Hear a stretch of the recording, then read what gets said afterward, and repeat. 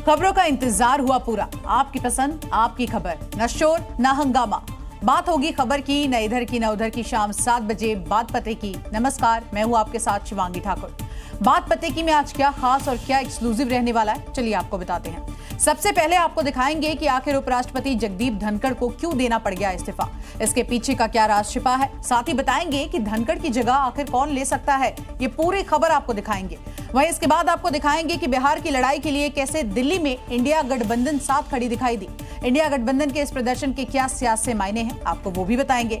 इसी के साथ साथ 7:24 पर सीरिया से आई अब तक की सबसे डरावनी तस्वीरें दिखाएंगे, जिसमें लाइव नरसंहार देखकर किसी की भी रूह कांप जाएगी। पूरा क्या है मामला, इस खबर से भी पर्दा उठाएंगे। और 7:30 पर सैलाब और बाढ़ कहां कोहराम मचा रहा है। बिहार में आंखों के सामने कैसे गंगा नदी लोगों के आशियाने को अपनी आगोश में ले रही है, तो वहीं पाकिस्तान में सैलाब कैसे आतंक मचा रहा है, पूरी खबर आपको दिखाएंगे। तो आइए शुरुआत करते हैं बात पते की। उपराष्ट्रपति जगदीप धनखड़ ने स्वास्थ्य का हवाला देते हुए अपने पद से इस्तीफा दे दिया। उन्होंने राष्ट्रपति को अपना इस्तीफा भेजा और कहा कि वो तत्काल प्रभाव से पद छोड़ रहे हैं, जिसे मंजूर भी कर लिया गया। उपराष्ट्रपति जगदीप धनखड़ ने भले ही स्वास्थ्य कारणों का हवाला देते हुए अपना इस्तीफा सौंप दिया हो, लेकिन विपक्ष इसे अकल्पनीय और चौंकाने वाला बता रहा है। इस्तीफे के पीछे गहरे राज का जिक्र कर रहा है। क्योंकि ये सब इतनी तेजी से हुआ, किसी को समझने का मौका तक नहीं मिला। जो लेटर जगदीप धनखड़ ने राष्ट्रपति के नाम लिखा, उसमें सिर्फ और सिर्फ स्वास्थ्य कारणों का हवाला दिया गया, लेकिन विपक्ष इस फैसले को मानने को तैयार नहीं। उनकी हेल्थ ठीक है, एकदम स्वस्थ है। कल दिन भर में उनको देख रहा था, ऑब्जर्व कर रहा था, परफेक्ट है। कुछ ना कुछ हो रहा है, जल्दी पता चलेगा। विपक्ष का दावा है स्वास्थ्य तो बहाना है, मकसद राज नहीं बताना है। ऐसे में सवाल भी उठाए जा रहे हैं। धनखड़ का इस्तीफा विपक्ष को मंजूर नहीं, नया रिवाज, क्या इस्तीफे के पीछे गहरे राज? इस्तीफे की वजह कांग्रेस को पता है। उपराष्ट्रपति जो चेयरमैन है राज्यसभा के और लोकसभा के चेयरमैन है ओम बिरला जी, दोनों दबाव में काम कर रहे हैं। कहीं न कहीं उन्होंने दबाव में इस्तीफा दिया है, उनकी भावना कहीं न कहीं आहत हुई है। वजह जो भी हो, लेकिन उपराष्ट्रपति के इस्तीफे पर सियासत तेज हो गई है और गहरे राज की बात हो रही है। जगदीप धनखड़ ने आखिर क्यों दिया उपराष्ट्रपति पद से इस्तीफा, इसके पीछे की वजह क्या है? जब स्वास्थ्य ठीक, फिर स्वास्थ्य कारणों का हवाला आखिर क्यों? ये वो तमाम सवाल है जो कि सियासी गलियारे में उठने लगे हैं। तरह तरह के दावे किए जा रहे हैं और इस इस्तीफे के बाद सरकार को घेरने के लिए विपक्ष पूरी तरह से लामबंद है। क्योंकि अब तक जिस धनखड़ पर विपक्ष गर्म रहता था, वो इस्तीफे के बाद नरम पड़ चुका है। वजह है सरकार को घेरने की रणनीति। विपक्ष के बड़े बड़े नेता सीधे तौर पर तो नहीं, लेकिन इशारों में इसके कई मायने निकाल चुके हैं और मंथन कर रहे हैं। इस्तीफे के बाद कांग्रेस की बड़ी बैठक हुई। मीटिंग में जगदीप धनखड़ पर भी चर्चा हुई और मीटिंग में कहा गया कि अचानक इस्तीफा हैरान करने वाला है। हालांकि कांग्रेस के राष्ट्रीय अध्यक्ष और समाजवादी पार्टी के अध्यक्ष ऑन कैमरा इसे निजी फैसला बता रहे हैं। कारण उन्हीं को मालूम, उससे कुछ हमारा लेना देना नहीं। सरकार जाने और उन्होंने जाने। इसमें हम लोग क्या बोल सकते हैं, किसी का व्यक्तिगत फैसला है और स्वास्थ्य को लेकर के, तो क्या राजनीति के मायने निकाले इसमें। एक तरफ मंथन भी चल रहा है और दूसरी तरफ विपक्ष के नेता हैरानी भी जता रहे हैं। आखिर सेहत या समीकरण, इस पर टेंशन शुरू हो चुकी है। और अब सबसे बड़ा सवाल यही कि आखिर देश का अगला उपराष्ट्रपति कौन होगा, किन नामों पर चर्चा हो रही है, आइए आपको बताते हैं। क्या नए उपराष्ट्रपति का बिहार चुनाव से कोई कनेक्शन होने वाला है? क्योंकि गाहे बगाहे जो चर्चा चल रही है, बीजेपी के नेता जिन नामों पर अपनी तमाम प्रतिक्रियाएं दे रहे हैं, कांग्रेस के नेता जिस तरह के नए चेहरे को लेकर बिहार चुनाव को प्रभावित करने वाला बयान दे रहे हैं, ऐसे में पूरे देश की नजर अगले उपराष्ट्रपति पर जा टिकी है और कयास लगाने भी शुरू हो गए हैं कि बिहार चुनाव से कनेक्शन को जोड़ा जाने लगा है। दावा किया जा रहा है कि देश के अगले उपराष्ट्रपति बिहार से ही होने वाले हैं। नाम चलने भी प्रारंभ हो गए। उन नामों में अधिकांश नाम वो हैं जो किसी न किसी रूप में बिहार के चुनाव को प्रभावित करते हैं। कांग्रेस के नेता के इस बयान पर बीजेपी के विधायक ने भी हामी भर दी है और नीतीश कुमार के नाम पर खुशी जताने लगे हैं। नीतीश जी को क्या वो उपराष्ट्रपति बनाने वाले हैं? अभी हमारे बस की बात नहीं, अगर बन जाए तो बड़ी अच्छा होगा बिहार के लिए। बाकी की बात सौभाग्य की बात होगी। यानी अब पक्ष और विपक्ष दोनों की ही नजर नीतीश कुमार पर जा टिकी है, जो फिलहाल बिहार में एनडीए की तरफ से मुख्यमंत्री का बड़ा चेहरा है। ऐसे में उम्मीद जताई जा रही है कि चेहरा जो भी हो, कनेक्शन जरूर बिहार का होगा। अब सबसे बड़ी बात यह है कि उपराष्ट्रपति के पद को जल्द से जल्द भरना होगा, यानी इस पद पर चुनाव के लिए जितनी जल्दी हो व्यवस्था करनी होगी। इसी के साथ साथ आपको बता दें 60 दिनों के भीतर चुनाव होना जरूरी है। उपराष्ट्रपति बनने के लिए उम्मीदवार को कम से कम 20 सांसद प्रस्तावक और इतने ही सांसदों का समर्थन दिखाना भी होता है। ये भी जरूरी है कि उम्मीदवार सदन का सदस्य नहीं होना चाहिए। उपराष्ट्रपति का चुनाव दोनों सदनों के सदस्य करते हैं और लोकसभा राज्यसभा के सांसद वोट डालते हैं। साथ ही जीत के लिए 50% से अधिक वोट भी होना जरूरी है। विधानसभा चुनाव की आहट के बीच ही बिहार का सियासी पारा भी हाई हो गया है। इसकी तपिश दिल्ली तक भी पहुंच गई है। संसद परिसर में इंडिया गठबंधन के सांसदों ने यहां जमकर प्रदर्शन किया और आरोप लगाया कि एसआईआर यानी कि विशेष गहन समीक्षा की आड़ में वोटर लिस्ट से नाम हटाए जा रहे हैं। विपक्ष इसे एक तरफा कार्रवाई बता रहा है और मुद्दे को लेकर जमकर नारेबाजी करते हुए सरकार के साथ साथ चुनाव आयोग को भी घेरने की कोशिश की। संसद का मानसून सत्र चल रहा है, लेकिन मकर द्वार के बाहर इंडिया गठबंधन का पारा चढ़ा हुआ है।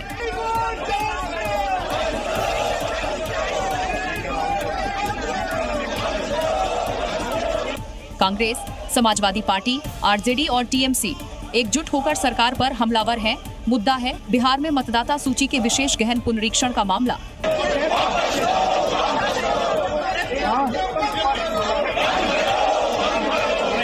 विपक्ष के सांसद इसे लेकर एकजुट दिखे। हाथों में तख्तियां थीं और नारे थे। विपक्ष का दावा है कि बिहार में एसआईआर के नाम पर चुनाव से पहले साजिश हो रही है, नाम हटाए जा रहे हैं, वोट कटवाए जा रहे हैं। इसे लेकर अखिलेश यादव ने बीजेपी को घेरा।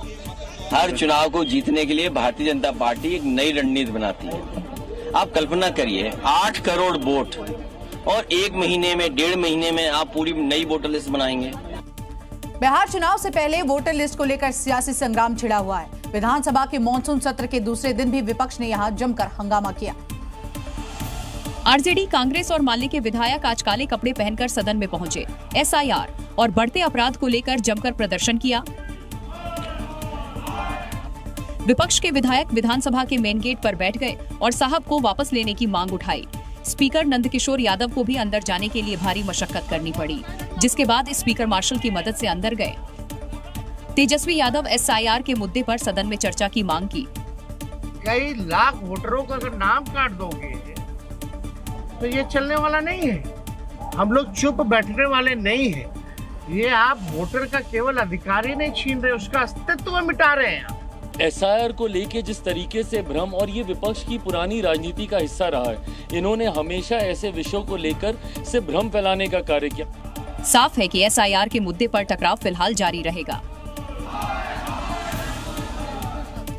बिहार में छोटे सरकार के नाम से मशहूर अनंत सिंह के करीबी पर कानून का शिकंजा कसते जा रहा है। बाढ़ में पुलिस ने कर्णवीर सिंह यादव के घर को कुर्क किया और ये कार्रवाई कमलेश हत्याकांड में की गई है। देखिए कैसे हथौड़े से वार करके मकान से गेट निकाला जा रहा है। एक एक प्रहार कानून को चुनौती देने वाले कर्णवीर सिंह यादव का हिसाब कर रही है। घर में जो भी सामान मौजूद था उसे पुलिस ने पहले कुर्क किया, फिर उसे ट्रैक्टर से थाने भिजवाया। मौके पर फोर्स भी मौजूद है, जिसे कार्रवाई में कोई दखल नहीं दे पाए। इस दौरान कुछ लोगों ने इसका विरोध भी किया, लेकिन पुलिस प्रशासन के सामने उनकी एक न चली। हम आपको रोक नहीं रहे हैं। मेरा परिवार, मेरा भाई को, आप जिस परिजन को हत्या हुई है, घर में परिजनों के अलावा कुछ और लोग भी मौजूद थे, जिन्हें बाहर निकालने के लिए पुलिस ने अनाउंसमेंट किया, जिससे वो कोई हंगामा नहीं कर पाए। जो लोग भी घर के नहीं हैं, कृपया बाहर आ जाए। मैं बार-बार अनुरोध कर रहा हूँ। ये सिर्फ कुर्की नहीं है, बल्कि कानून का वो वार है जो गुनहगारों की नींव को हिला देता है। कर्णवीर यादव पर हत्या का गंभीर आरोप है और अब कानून ने उसकी कमर तोड़नी शुरू कर दी है। छांगोर का तिलिस्म अब धीरे धीरे टूटने लगा है। उसके सताए हुए पीड़ित अब धीरे धीरे सामने आने लगे हैं और उसकी क्रूरता की कहानी बयां कर रहा है, जिसे सुनकर हर कोई हैरत में है कि कैसे वो इतने सालों तक अपने नापाक मंसूबों को अंजाम देता रहा। उसके गुर्गे एक तरफ शिकार की खोज में रहते तो दूसरी तरफ पीड़ित परिवारों को जुबान ना खोलने की धमकी भी देते। मेरे साथ मारपीट की गई, मुझे जान से मारने के लगातार सऊदी से धमकियां आ रही हैं। और जो गांव गाना खंडी के अंदर जो इसके छांगुर के गुर्गे हैं, फरमान वगैरह जो छांगुर के गुर्गे हैं, जितने भी मेरे साथ मारपीट कर रहे हैं जान से। यूपी के अलग अलग हिस्सों से छांगुर के सताए परिवारों ने पहली बार अपनी आपबीती बताई। गाड़ी का नंबर है जिससे उतरौला मुझे ले जाया गया था, बलरामपुर ले जाया गया था इस गाड़ी से मुझे, जहाँ पे जो छांगुर का कब्रिस्तान है। मदरसों और मस्जिद बनवाने के लिए छांगुर के गुर्गे जमीनों पर अवैध कब्जा करने में भी जुटे हुए थे। कब्जा करके वहाँ पे मजारें बनाई जा रही है, मस्जिदें बनाई जा रही है, वहाँ पे अब नमाज भी पढ़वाई जाती है। यूपी के बलरामपुर से छांगुर की गिरफ्तारी और अब आगरा में धर्मांतरण रैकेट के खुलासे ने ये साफ कर दिया है कि कैसे धर्म बदलने का ये खेल संगठित तरीके से लगातार खेला जा रहा था। किसी ऑक्टोपस की तरह ये अपना जाल पूरे देश में फैला चुका है। छांगुर और रहमान जैसे सरगना उसके मजबूत हाथ की तरह है, जिनकी जकड़ से शिकार का निकलना नामुमकिन हो जाता था। ये दोनों अपने रैकेट के जरिए जुटे हुए थे हुक्म बजाने में। हमारे अल्लाह का हुक्म है, हमें गर्व है। ये है अब्दुल रहमान कुरैशी की बेगम। समझा जा सकता है धर्मांतरण के रैकेट से जुड़े उसके एजेंट कैसे अपने आका का हुक्म बजाते होंगे। जी मीडिया से बातचीत में महिलाओं ने ये मानने से ही इनकार कर दिया कि धर्मांतरण कराना कहीं से गलत है। अगर वो जबरदस्ती किसी से कलमा पढ़वा रहे हैं बंदूक की नोक पर, तो वो गलत है, लेकिन वो ऐसा थोड़ी करते थे। अब्दुल रहमान का रैकेट इंटरनेट पर सक्रिय था और छांगुर से भी जुड़ा हुआ। इंटरनेट के माध्यम से ये शिकार खोजते थे। रहमान के एजेंट इंस्टाग्राम पर नेटवर्क फैलाने में जुटे थे। छांगुर के कनेक्टिंग रिवर्ट ग्रुप से भी जुटा था। रहमान गैंग ऑन कनेक्टिंग था इनका कोड वर्ड। कमरों में इनके द्वारा किया जाता था और इस पे आरोप अभी यहाँ पर पुलिस के द्वारा ये लगाया गया है कि इन्हीं कमरों में इन सभी चीजों को, और किताबें यहाँ पर पाई गई हैं और यहीं से गिरफ्तारी की गई है। कैमरामैन। और एक बड़ी खबर उत्तर प्रदेश से आ रही है, जहां पर योगी सरकार ने महिलाओं को बड़ा तोहफा दिया है। कैबिनेट बैठक में सरकार ने महिलाओं के लिए स्टैंप शुल्क पर छूट के प्रस्ताव को मंजूरी दे दी है। योगी सरकार ने स्टैंप एवं पंजीयन विभाग के प्रस्ताव को मंजूरी दी है। मतलब उत्तर प्रदेश में कहीं भी आप अगर महिलाओं के नाम पर जमीन खरीदेंगे तो आपको स्टैंप शुल्क में 1% की छूट मिलेगी। ग्रामीण और शहरी दोनों क्षेत्रों में रजिस्ट्री कराने पर फायदा मिलेगा।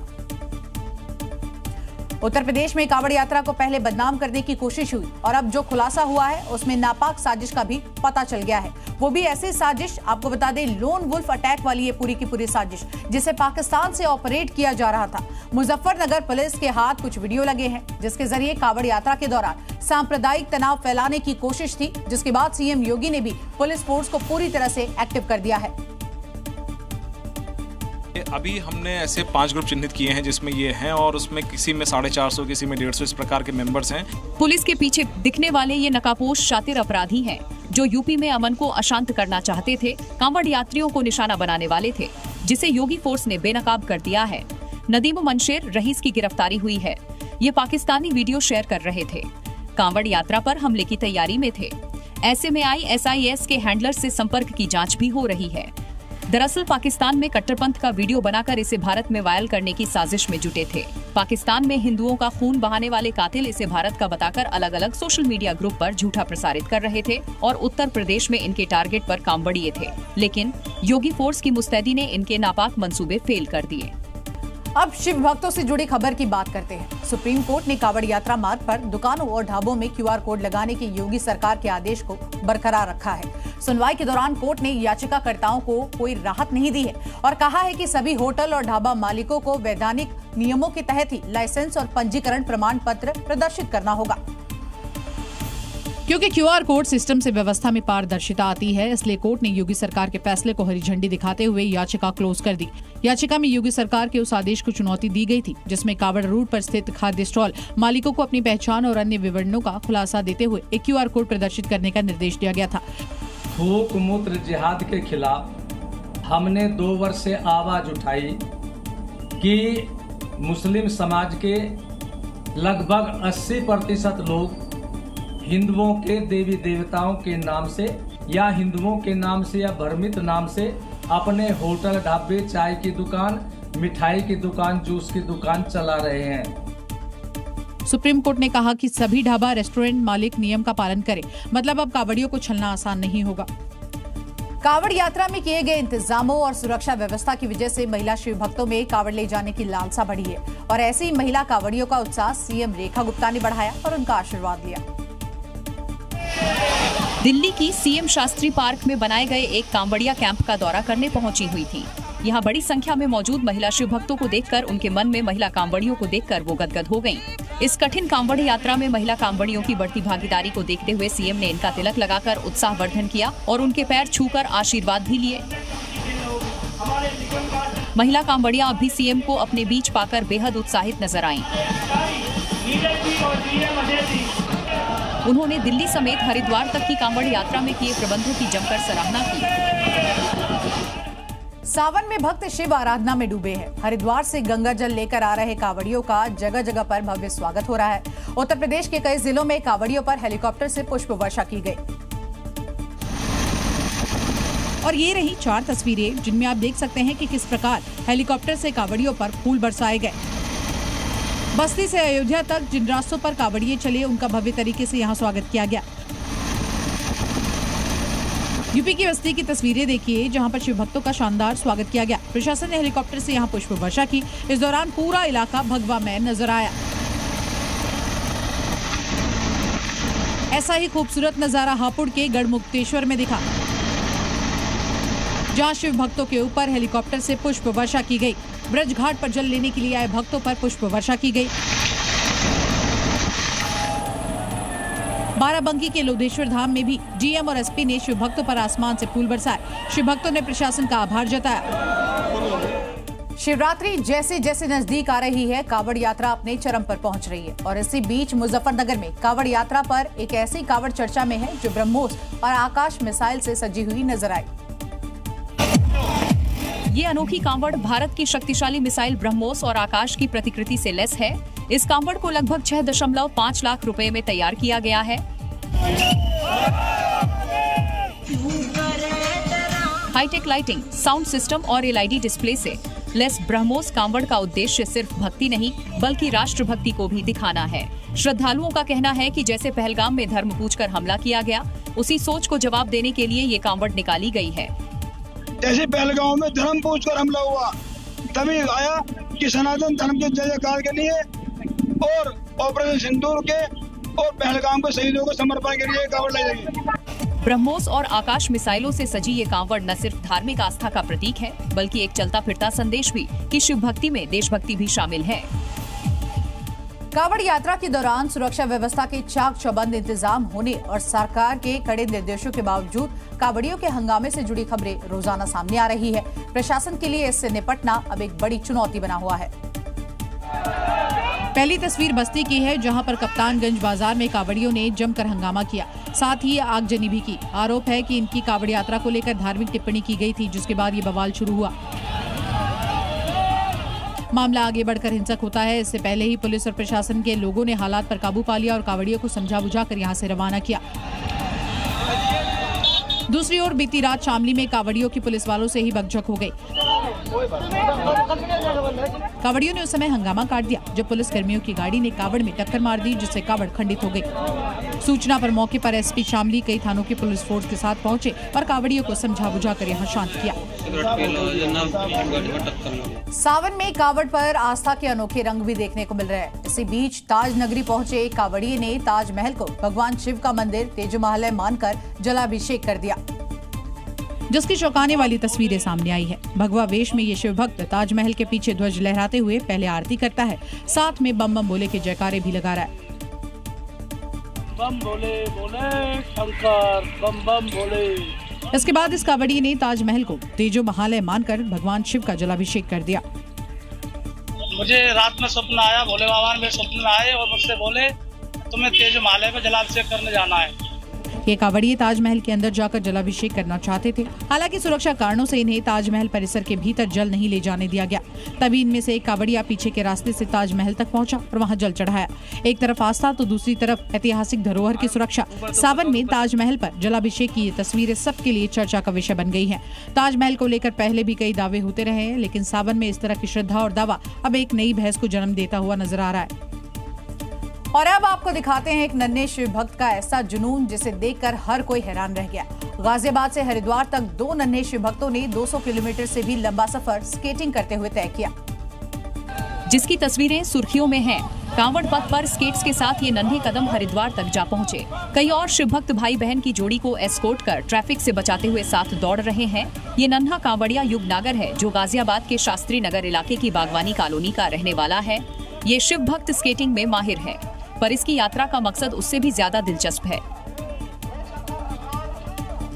यात्रा बहुत अच्छी रही, पर थोड़ी बहुत चुनौती आई। जैसे मेरी बहन गाड़ी के नीचे आ गई थी, पर महादेव की कृपा से उसको कुछ नहीं हुआ और मेरे पापा ने बोला था कि पेपर में अच्छे मार्क्स आएंगे तो हरिद्वार में आने का मौका मिला। सीरिया में गृह युद्ध छिड़ा है। द्रुज और बेदुइन समुदाय के बीच जारी संघर्ष में सैकड़ों लोग अब तक अपनी जान गंवा चुके हैं।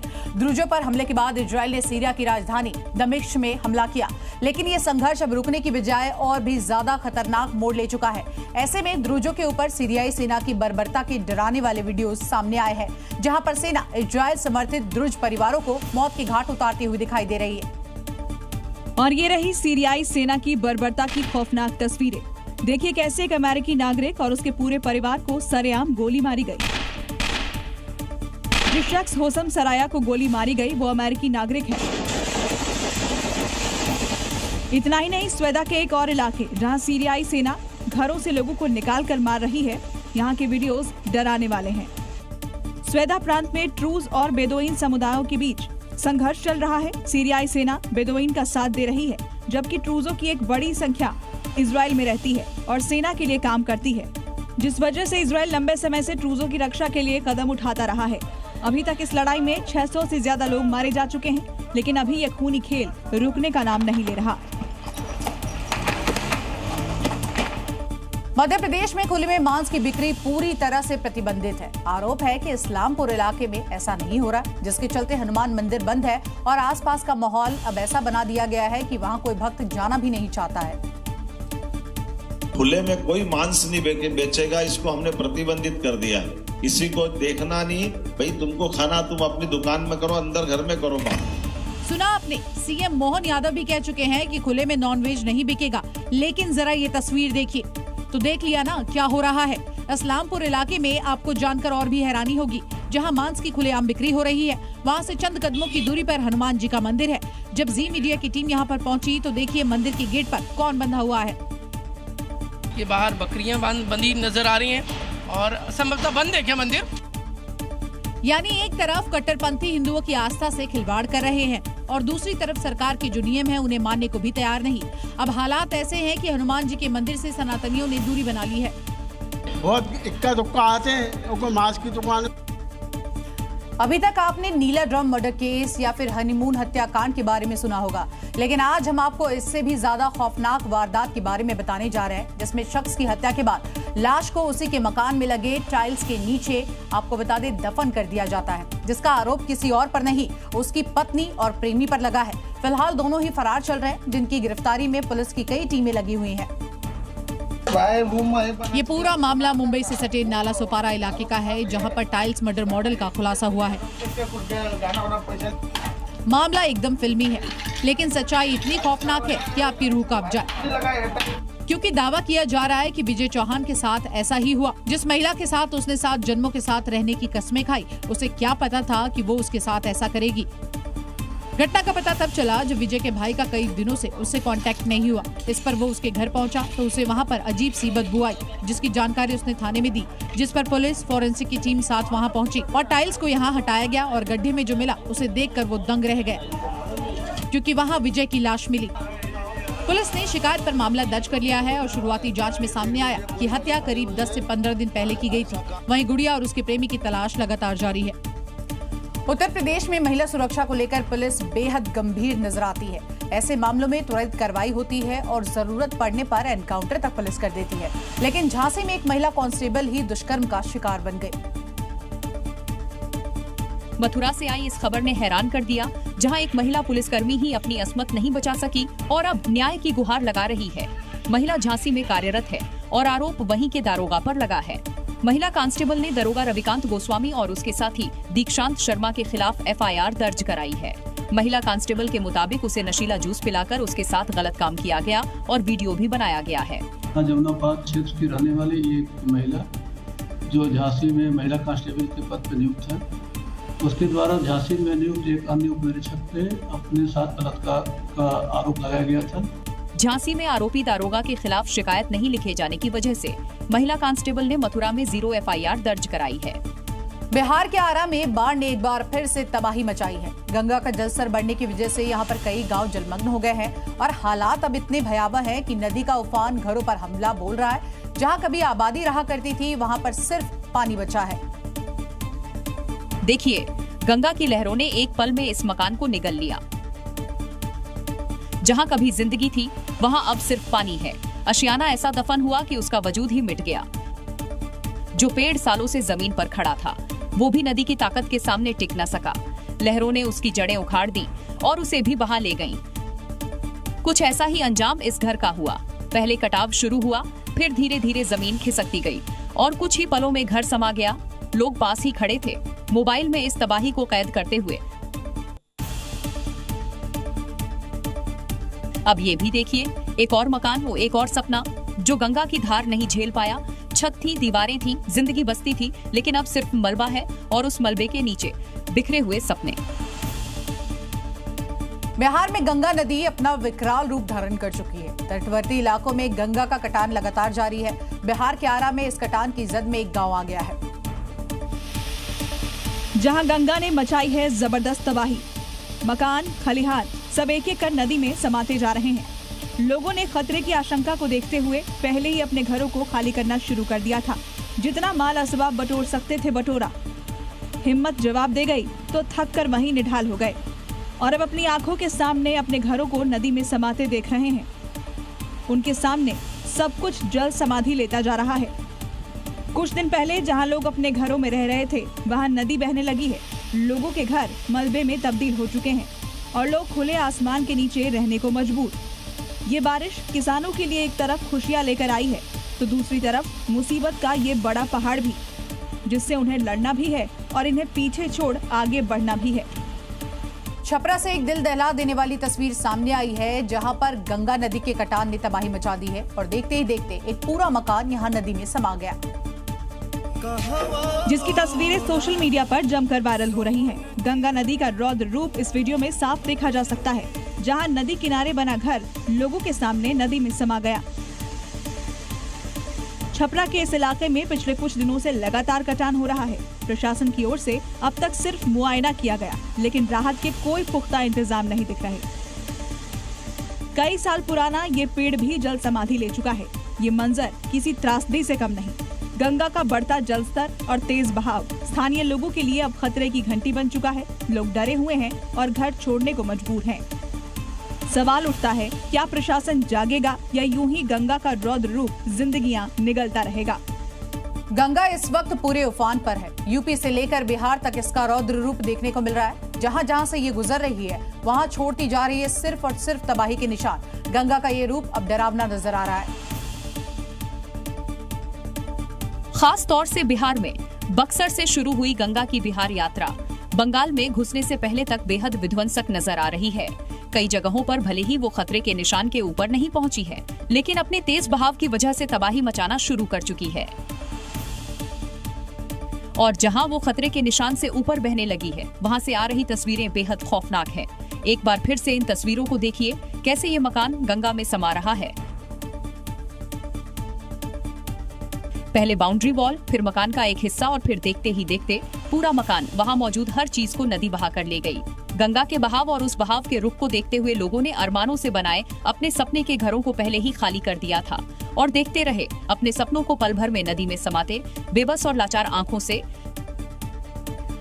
भीषण बरसात से गंगा नदी उफान पर है। बिहार में गंगा का रौद्र रूप देखने को मिल रहा है। वहीं भागलपुर से आई तस्वीरें लोगों में इस वक्त खौफ पैदा कर रही हैं, क्योंकि उन्हें डर है कि अगर गंगा नदी ऐसे ही रौद्र रूप में आती रही तो उनका घर-बार सब तबाह हो जाएगी। और उसकी तस्दीक करती ये तस्वीरें देखिए, कैसे गंगा की उफनती लहरों में जमीन का बड़ा हिस्सा समा गया। सैलाबी तबाही देखने के लिए लोगों की भीड़ इकट्ठा है, नदी किनारे हो रहे कटान को देख रहे हैं। ये भागलपुर के सबौर प्रखंड की तस्वीरें हैं, जहां गंगा का जलस्तर लगातार बढ़ रहा है। नदी की लहरें जमीन को अपने साथ बहाकर ले जा रही हैं। गांव में भीषण कटाव होने से लोगों में आक्रोश है। गांव वालों का कहना है, प्रशासन की व्यवस्थाएं पर्याप्त नहीं है। गंगा की लहरें कभी भी तांडव मचा सकती हैं। कभी कभी छोटी सी लापरवाही कितनी भारी पड़ सकती है, उसकी तस्वीर मध्य प्रदेश के सिवनी से सामने आई है, जहां पर एक मामूली चप्पल के पीछे युवक की जान चली गई। तस्वीर सिर्फ 30 सेकंड की है, जिसके हर फ्रेम में लापरवाही नजर आ रही है। युवक लकड़ी के सहारे चप्पल निकालने की कोशिश कर रहा है। उसका दोस्त दूसरी तरफ से चप्पल पर पत्थर फेंक रहा है। दोनों तरफ से चप्पल को निकालने के लिए जद्दोजहद हो रही है। तभी नदी की धार में चप्पल आगे बह जाती है, लेकिन युवक जिद पर अड़ा था और चप्पल निकालने के लिए दूसरी तरफ भाग कर जाता है। यहाँ भी उसने पूरी कोशिश की, लेकिन होनी को कौन टाल सकता है। युवक का पैर फिसला और वो नदी में जा गिरा। चंद सेकंडों में सब कुछ बदल गया। एक मामूली सी चप्पल और एक जिंदगी जो अब कभी लौटकर नहीं आएगी। ये सिर्फ हादसा नहीं, ये सबक है। छोटी छोटी चीजों के पीछे कभी कभी बहुत बड़ी कीमत चुकानी पड़ती है।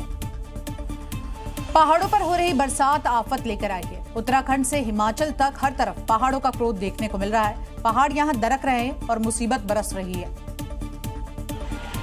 इसलिए पहाड़ों में जा रहे हो तो सावधान हो जाएं, क्योंकि हर तरफ पहाड़ों से मौत बरस रही है। ये तस्वीरें देखिए। पहली तस्वीर चमोली की है। बड़े बड़े पत्थर टूटकर सड़क पर आ गए। वहीं चंबा में पहाड़ों का मलबा सड़क पर जारी गाड़ियों पर गिरा, जिसमें लोगों की बाल बाल जान बची है। चमोली में तो जोशीमठ मलारी मार्ग में पूरा पहाड़ टूटकर गिर गया। तस्वीरों में आप देख सकते हैं कैसे पहाड़ों से मलबे के रूप में बर्बादी नीचे आ रही है।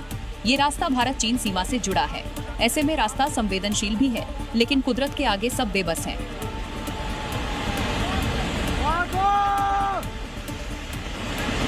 हिमाचल में भी पहाड़ गुस्से में हैं। बड़े बड़े पत्थर कभी भी रास्ते में आ जा रहे हैं। चंबा तीसा सड़क मार्ग पर लैंडस्लाइड होने से अफरा तफरी मच गई। सड़क पर चलती गाड़ियों में अचानक पत्थर गिरने लगे। लोगों ने किसी तरह भागकर जान बचाई।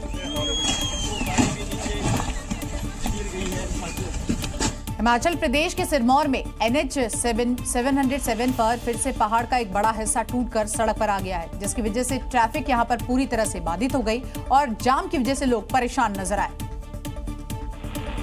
और कमरों के पास सड़क पर दोनों तरफ गाड़ियों की लंबी कतारें लग गईं। सड़क पर मलबा ही मलबा नजर आ रहा है, जिसे JCB की मदद से हटाकर रास्ता खोलने की कोशिश जारी है। स्थानीय प्रशासन मलबा हटाने में जुटा है, लेकिन 24 घंटे बीतने के बाद भी अब तक रास्ता साफ नहीं हो पाया है। दूसरी ओर NH 707 का उत्तरी के पास जो हिस्सा पहले ही क्षतिग्रस्त था, वो 24 घंटे बीतने के बाद भी ठीक नहीं किया जा सका है। लोगों को भारी परेशानियों का सामना करना पड़ रहा है। नेशनल हाईवे पर यह हिस्सा पिछले 15 दिनों में चौथी बार टूटा है। लैंडस्लाइड की इस दोहरी मार से जहां एक तरफ यातायात ठप है, वहीं स्थानीय लोगों और पर्यटकों को भी खासी दिक्कतें हो रही हैं। सवाल ये है कि आखिर कब सुधरेंगे ये हालात। इधर हिमाचल प्रदेश में एक बार फिर से प्रकृति के कोप का शिकार हुआ है। कुल्लू से एक दर्दनाक तस्वीर सामने आई है, जहां पर पहाड़ से गिरे पत्थर के नीचे जिंदगी खत्म हो गई है। ये भयावह तस्वीर कुल्लू से आई है। अचानक पहाड़ से एक बड़ा पत्थर सीधे पिकअप पर आ गिरा। जोरदार धमाके के साथ गाड़ी पूरी तरह चकनाचूर हो गई और उसमें सवार एक शख्स की मौके पर ही मौत हो गई। इस तस्वीर से अंदाजा लगा सकते हैं हादसा कितना भीषण था। अचानक हुए इस भूस्खलन में ड्राइवर को बचने का मौका तक नहीं मिला और एक बड़ा सा पत्थर गाड़ी पर जा गिरा। कुल्लू में हुआ ये हादसा बताता है कि पहाड़ी क्षेत्रों में यात्रा करना कितना जोखिम भरा हो सकता है। पहाड़ों पर लगातार हो रही बारिश से लैंडस्लाइड का खतरा तेजी से बढ़ा है, जिसकी वजह से कई इलाकों में रास्ते भी बंद गए हैं। ऐसे में कब कहां से मौत आ जाए, अलर्ट रहना बेहद जरूरी है। हिमाचल प्रदेश में हो रही बारिश सरकारी व्यवस्थाओं की लगातार पोल खोल रही है। सिरमौर से एक ऐसी तस्वीर सामने आई है जिसको देखकर शर्म आ जाए। बच्चों को स्कूल भेजने के लिए यहाँ पर कौन कौन से जतन करने पड़ रहे हैं, लेकिन सिस्टम है कि सुनता ही नहीं। तभी तो इन बच्चों को स्कूल जाने के लिए जान जोखिम में डालनी पड़ती है। जब बरसात आती है तो ये नाला उफान में रहता है, बच्चे इसे पार नहीं कर पाते। उसके बाद इनके परिजन तेज बहाव के बीच मानव चेन बनाते हैं और बच्चों को नाला पार कराते हैं। देखिए इन तस्वीरों को कैसे पहले बच्चों के स्कूल बैग दूसरी तरफ भेजे जा रहे हैं और फिर उसके बाद बच्चों को एक एक कर गोद में उठाकर इस सैलाबी नाले से पार कराया जा रहा है। ये तस्वीर हिमाचल के सिरमौर जिले की है। पिछले साल पांवटा साहिब का टोका गुलाबगढ़ का पुल बारिश में बह गया। सरकार से पुल बनाने की मांग की गई, लेकिन अब तक कोई सुनवाई नहीं हुई। अब बरसाती सैलाब में पुलों के साथ लोगों की उम्मीदें भी टूट रही हैं।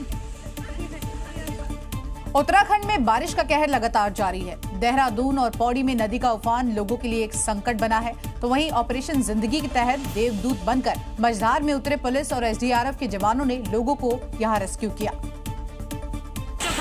तस्वीरें देहरादून के पटेल नगर इलाके से सामने आई है, जहां पर आसन नदी का जल स्तर अचानक से बढ़ गया, जिससे घरों में पानी घुस गया। हालात बिगड़ते देख देहरादून पुलिस ने तुरंत यहां मोर्चा संभाल लिया। पुलिस ने रेस्क्यू ऑपरेशन चलाया और रस्सी की मदद से मानव चेन बनाकर लोगों को सुरक्षित स्थानों पर पहुंचाया। वहीं पौड़ी जनपद के सतपुतली क्षेत्र में 3 युवक नदी किनारे फंस गए। उफान के बीच एसडीआरएफ की टीम ने बिना वक्त गवाए यहां मोर्चा संभाला। एसडीआरएफ जवानों और पुलिस ने जोखिम उठाते हुए युवकों को सुरक्षित बाहर निकाला। उत्तराखंड में बारिश अभी थमी नहीं है, लेकिन रेस्क्यू टीमों का जज्बा राहत की उम्मीद जरूर दे रहा है। ऑपरेशन जिंदगी में इन सवालों का जज्बा और हिम्मत लोगों के लिए मिसाल बन गया है। मॉनसून सीजन में नदियों का बहाव तेज है, लेकिन फिर भी लोग लापरवाही से बाज नहीं आते और अपनी जान खतरे में डाल लेते हैं। ऐसे ही कुछ लड़के ने भी किया, लेकिन दोस्त उसे मौत के मुंह से बचा लाए। पानी के इस बहाव और उस लापरवाही को देखिए, कैसे लड़का पानी की लहरों के बीच फंसा हुआ है। जब लगा कि वो डूब जाएगा, तभी चमत्कार होता है और उसके दोस्त तैरकर उसके पास पहुंचते हैं। सैलाब का वार बहुत भयानक था, लेकिन जब बात दोस्त की हो तो वो दोस्त ही क्या जो चुनौती देकर उसे बचा ना पाए। यहाँ भी दोस्तों ने कुछ ऐसा ही किया, अपनी जान की परवाह किए बिना फिर उसे नदी के किनारे पर लेकर पहुंचे, जहां लोग मौजूद थे और उनकी मदद से उसे ऊपर खींचा,